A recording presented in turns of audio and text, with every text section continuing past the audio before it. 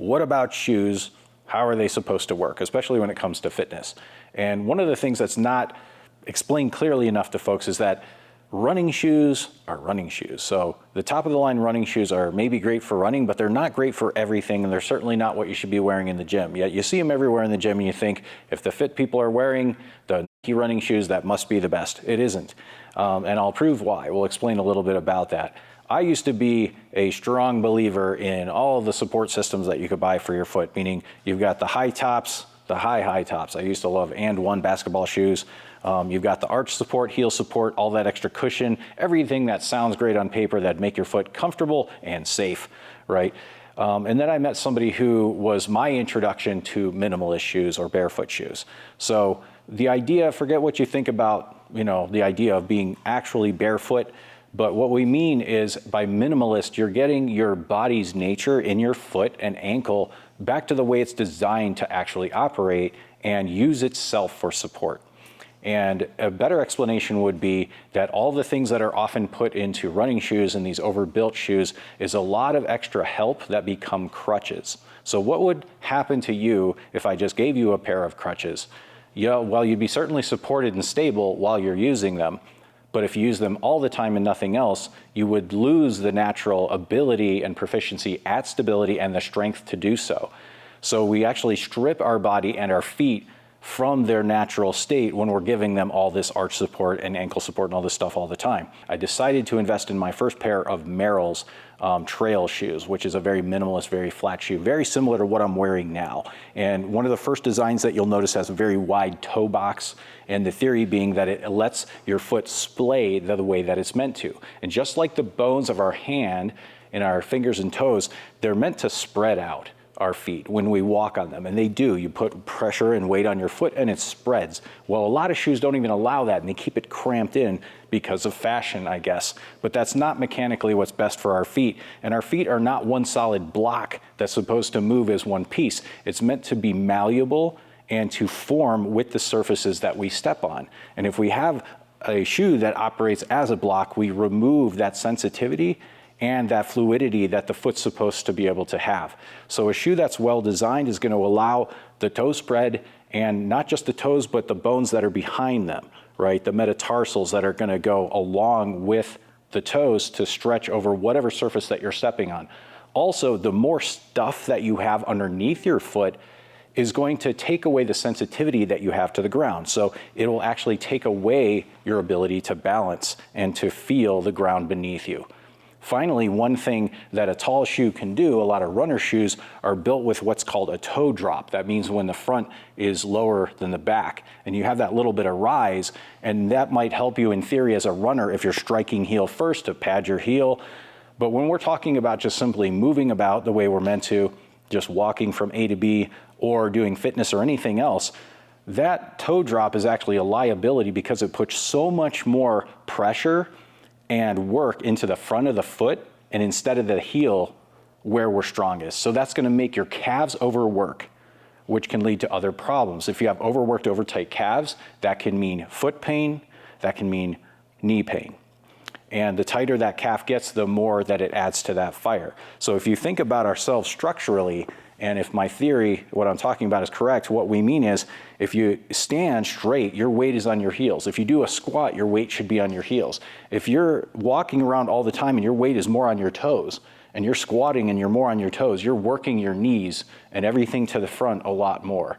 So this takes time to adjust to if you're not used to it. If you're always in toe drop shoes, it will take a couple weeks for your feet to adjust to good shoes because it's just foreign. It's not that it's bad for you if you get sore, it's just that it's not what your feet are adjusted to. So when you do start to make the change, it's best that if you get a shoe that's very different than what you're wearing, that you take 2 weeks to slowly break them in. Don't wear them all the time at once. Usually do like an hour or so at a time and then switch back to your regular stuff or whatever you're familiar with and take time to scale into your longer periods of wear with them.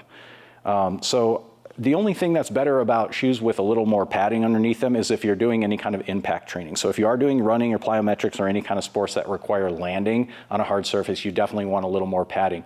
But to give you an idea of what we mean by minimalist, with a shoe like this, is that it's not only very lightweight, which you do feel, it feels nice to have something that's not like a weight you have to carry around. This is almost weightless, is that you see how little structure there is that's helping my foot. This thing I could almost roll up to nothing and put in my pocket. It's so lightweight and there's so little holding my foot back. This isn't a problem. This actually allows my foot to breathe and do what it's supposed to do when it wants to move and carry me from A to B.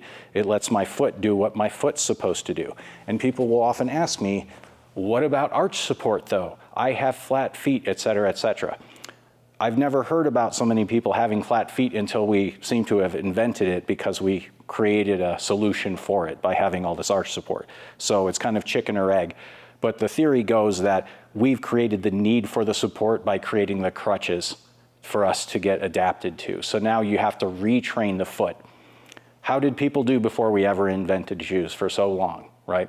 The design in your foot is already having an arch structurally. It's in your bones and it's in the musculature. A lot of the muscles that are already in your foot are for the very design of holding the structure of that arch and everything else in the place where it's supposed to and function just fine.